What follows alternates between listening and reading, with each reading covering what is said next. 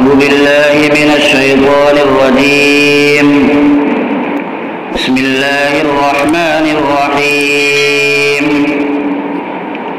ألف لام ميم. ذلك الكتاب لا ريب فيه هدى للمتقين الذين يؤمنون بالغيب ويقيمون الصلاة ومما رزقناهم ينفقون والذين يؤمنون بما أنزل إليك وما أنزل من قبلك وبالآخرة هم يوقنون أولئك على هدى من ربهم وأولئك هم المفلحون.